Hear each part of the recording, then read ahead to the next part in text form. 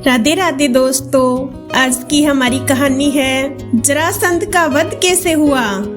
इंद्रप्रस्थ के निर्माण के बाद युधिष्ठिर ने राजसूय यज्ञ का आयोजन किया और आवश्यक परामर्श के लिए कृष्ण को बुलाया।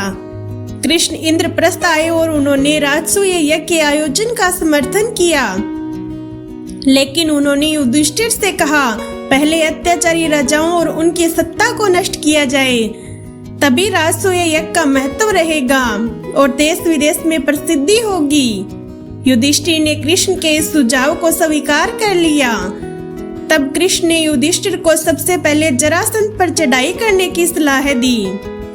इसके बाद भीम और अर्जुन के साथ कृष्ण मगध रवाना हुए और कुछ समय बाद मगध की राजधानी गिरिब्रज पहुंच गए।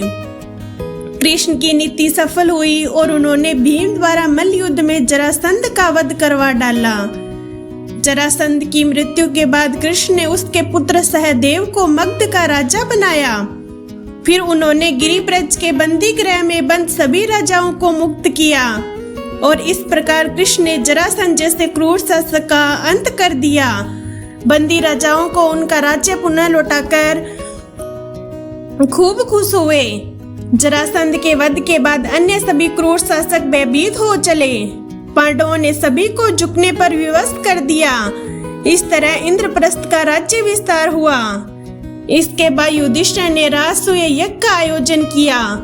यज्ञ में युधिष्ठिर ने भगवान वेदव्यास, भारद्वाज, शंतनु, गौतम, अन्य ऋषियों को भी आमंत्रित किया।